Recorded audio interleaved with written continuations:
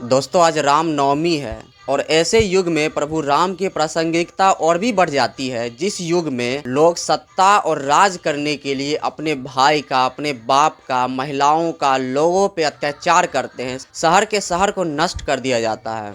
पिछले 2000 वर्षों में सिर्फ सत्ता पाने के लिए, लोगों पे राज करने के लिए रिलीजन बनाए गए। रिलीजन का उद्देश्य लोगों को ऑर्गेनाइज करना है, ना कि लोगों को ट्रांसफॉर्म या इवॉल्व करना है। सिर्फ सत्ता पाने के लिए लोगों पे कई तरह के क्राइम किए गए हैं। अत्याचार से भरा हुआ है ये हिस्ट्री और सबका कारण सिर्फ एक ही है, सत्ता पाना। औरंगजेब ने सिर्फ सत्ता पाने के लिए अपने भाई और अपने बाप को उम्र कैद की सजा दी, उनको भूखे प्यासे मरवाया। और ऐसे कई एग्जाम्पल्स हैं। यूरोप में कई सारे एग्जाम्पल्स हैं जहां सिर्फ राज करने के लिए लोगों पे और महिलाओं पे रेप, किलिंग, अत्याचार, बच्चों को मारा गया। जो लोग उनके बातों से सहमत नहीं होते थे, उनके आइडियोलॉजी से अपने आप को मैच नहीं करते थे, उनको चुन चुन के मारा जाता था। लेकिन एक राम थे जो अपने प्रतिज्ञा के कारण, वो तो राजा बनने वाले थे अगले ही दिन, जनता भी उनकी ही थी, लेकिन वो अपने प्रतिज्ञा पे खड़े रहे।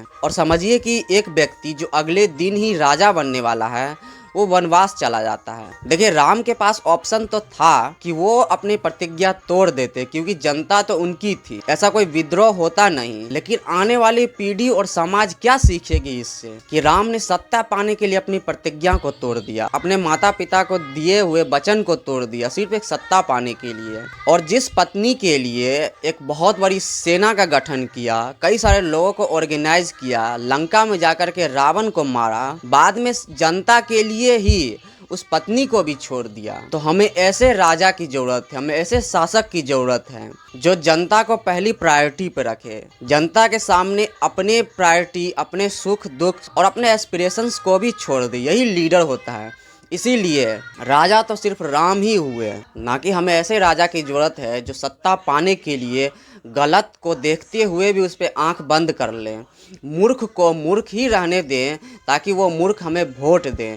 हमें ऐसे राजा की ज़रूरत नहीं है। हमें ऐसे राजा की ज़रूरत है जो सशक्त फैसला लेने वाला हो, जो जनता के पक्ष में, जो जनता के भलाई के लिए फैसला हो, उसे लेने का साहस जिसमें हो। प्रभु राम का पूरा जीवन सिर्फ डिजास्टर्स से भरा हुआ है, सीरीज ऑफ डिजास्टर से भरा हुआ है। अगर उन डिजास्टर्स में से एक भी डिजास्टर आपके साथ हो तो आप टूट जाएंगे। डिप्रेशन, एंजाइटी, और आपका समझिए कि एक तरह से आप क्रैश हो जाते हैं। जो राम ही थे जो सब चीज़ों में इन्वॉल्व रहे लेकिन इंटेंगल नहीं हुए, हताश नहीं हुए, निराश नहीं हुए, वो वैसे ही रहे जैसे वो रहते हैं।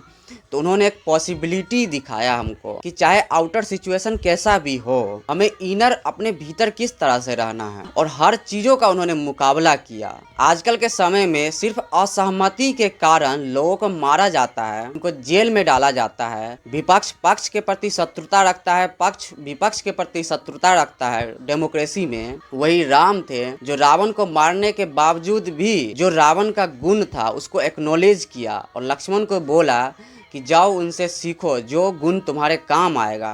क्योंकि रावण के पास सिर्फ एक ही अपगुण था, बाकी सारे गुण से भरा हुआ रावण था। और हमारे संस्कृति का खूबसूरती देखिए कि रावण ने जो गलत किया उसके कारण हम रावण का पुतला भी जलाते हैं, रावण को एक एविल के रूप में भी दर्शाते हैं। और पुतला जला करके हम ये प्रदर्शित करते हैं, लोगों को मैसेज देते हैं कि हमेशा सत्य की जीत होती है बुराई पर।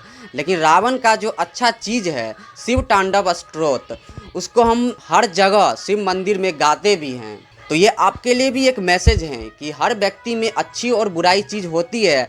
आप उनमें से अच्छी चीज़ों को ले सकते हैं, अच्छी चीज़ों को आप एक्नॉलेज कर सकते हैं। जो चीज़ आपके लिए फ़ायदेमंद है उसको सीखिए और जो गलत है उसको छोड़िए। चाहे वो व्यक्ति कैसा भी हो, उसके पास कुछ ना कुछ अच्छाई ऐसा है जो आपको ऑफ़र कर सकता है। लेकिन आप सिर्फ शत्रुता के कारण उन व्यक्ति से जो आपको फ़ायदे का चीज़ है वो भी नहीं ले पाते हैं, तो नुकसान आपका ही है। तो इसीलिए आप सभी को रामनवमी की बहुत बहुत हार्दिक शुभकामनाएं।